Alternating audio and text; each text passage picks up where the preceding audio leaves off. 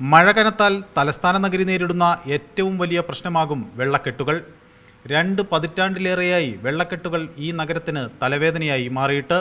തലസ്ഥാന നഗരത്തിൻ്റെ അഴുക്കുചാലുകൾ നിരത്തുകളിലേക്കും കുടിവെള്ള സ്രോതസ്സുകളിലേക്കും മഴ കനക്കുന്നതോടെ ഒഴുകിത്തുടങ്ങും. തിരുവനന്തപുരം നഗരത്തിൻ്റെ ഹൃദയത്തിലൂടെ ഒഴുകുന്ന ആമയിഴഞ്ചൻ തോടാണിത്.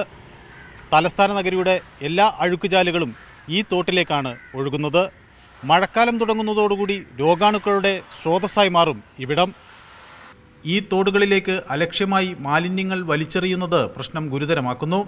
ഈ മലിനജലം കുടിവെള്ളത്തിൽ കലരുന്നതും സാധാരണയാണ്. മഴ വരുമ്പോൾ എന്ന് പറഞ്ഞാൽ ഈ ആൾക്കാർ ഇവിടെയുള്ള ആൾക്കാരും ജനങ്ങളും ദൂരം നിന്ന് വരുന്ന ആൾക്കാരും ബൈക്കിലും ആട്ടിലേക്ക് കൊണ്ടുവന്ന് രാത്രിയാകുമ്പോൾ ചവറുകൾ കൊണ്ടുവിടും. അത് മഴ പെയ്യുമ്പോൾ ഇവിടെ അത്രയും കെട്ടിക്കിടന്ന് ബാക്കിയുള്ള ആളുകളുടെ വീട്ടുകളിലൊക്കെ വെള്ളം കയറും.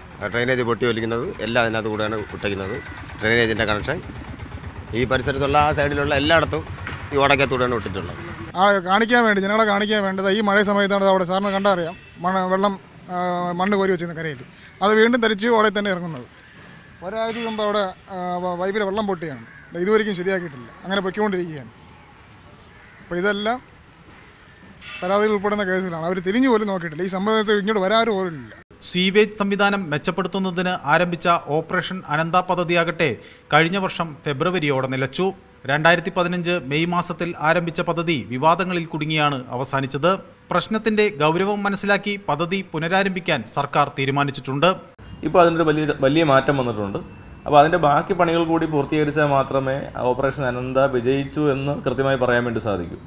അല്ലെങ്കിൽ ഇത് ഇത്രയും ചെയ്ത കോടിക്കണക്കിന് രൂപ മുടക്കിയതിനൊരു ഫലമില്ലാതായി പോകും. അപ്പോൾ സ്വാഭാവികമായിട്ടും അത് പൂർത്തീകരണത്തിലേക്ക് എത്തണമെന്ന് തന്നെയാണ് ഞങ്ങളുടെയൊക്കെ ആഗ്രഹം. അതിനുവേണ്ടി ഇപ്പോൾ ഗവൺമെൻറ് പരിശ്രമിക്കുന്നുണ്ട്.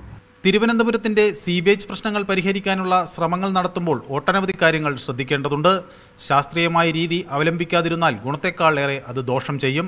ഓപ്പറേഷൻ അനന്തയ്ക്ക് നേതൃത്വം നൽകിയ അന്നത്തെ ജില്ലാ കലക്ടർ ബിജു പ്രഭാകർ, ഇന്ന് ഞാൻ എന്തുകൊണ്ടാണ് 2 ദിവസം കൂടുമ്പോൾ ഇത് വെള്ളം പൊങ്ങുമെന്ന് പറയുന്നതിന് 2-3 കാരണങ്ങളുണ്ട്. ഒന്ന്, സൗത്ത് ഗേറ്റ്, റെയിൽവേ ഗേറ്റ്, അവിടെ ഈ ഓടയുടെ നടുക്ക് തന്നെ ഏതാണ്ട് ഒരു 1.5 മീറ്റർ × 1.5 മീറ്ററിൻ്റെ ഒരു പൊക്കം, എനിക്ക് വന്നൊരു 3 മീറ്ററെങ്കിലും വരും.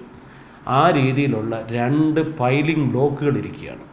ഏതോ കെട്ടിടത്തിന് വേണ്ടി, റെയിൽവേയുടെ ഏതോ ഒരു കെട്ടിടത്തിന് വേണ്ടി ഉണ്ടാക്കിയിട്ടുള്ള പൈലിംഗ് ബ്ലോക്കാണ് ഇത്. റെയിൽവേയിൽ നിന്ന് പെർമിഷൻ വാങ്ങിച്ച് റെയിൽവേ തന്നെ ഡിമോളിഷ് ചെയ്യാമെന്ന് പറഞ്ഞ് അങ്ങനെ നിൽക്കുന്നതുകൊണ്ടാണ് ഓപ്പറേഷൻ അനന്ത നിന്നത്. ഇത് നിൽക്കുന്നതുകൊണ്ടുള്ള ദോഷം എന്താണെന്ന് വെച്ചാൽ ഈ വരുന്ന മണ്ണ് മുഴുവനും വന്ന് ഇതിൽ അടിഞ്ഞ് ഏതാണ്ട് ഒരു 2, 3, 4 കൊല്ലത്തിനുള്ളിൽ ആ വരവനുസരിച്ച് പിന്നെയും ഇതിൻ്റെ താഴെയുള്ള 140 മീറ്ററുള്ള ആ കോൺഡ്യൂട്ട് ബ്ലോക്കാകാൻ പോവുകയാണ്. 1995 തന്നെ തിരുവനന്തപുരം നഗരത്തിന്റെ വെള്ളക്കെട്ടിനെ സംബന്ധിച്ച് ഒരു വിദഗ്ധ സമിതി പഠനം നടത്തിയിരുന്നു. അന്ന് 921 കോടി രൂപയുടെ പദ്ധതിക്ക് സംസ്ഥാന സർക്കാർ അനുമതി നൽകിയിരുന്നു. എന്നാൽ ആ പദ്ധതി തുടങ്ങിയതുപോലുമില്ല. തലസ്ഥാനത്തിന്റെ അഴുക്കുചാലുകൾ ആമയിഴഞ്ചാൻ തോടുവഴി ഏറ്റവും ഒടുവിലെത്തുന്നത് ഈ പാർവതി പുത്തനാറിലാണ്. മാലിന്യത്തിന്റെ ഈ ദൃശ്യങ്ങൾ എന്തുകൊണ്ട് ജലജന്യ പകർച്ചവ്യാധികളുടെ നാടായി തലസ്ഥാന നഗരി മാറുന്നുവെന്ന് കൃത്യമായി വിവരിക്കുന്നു. മഴയല്ല രോഗം.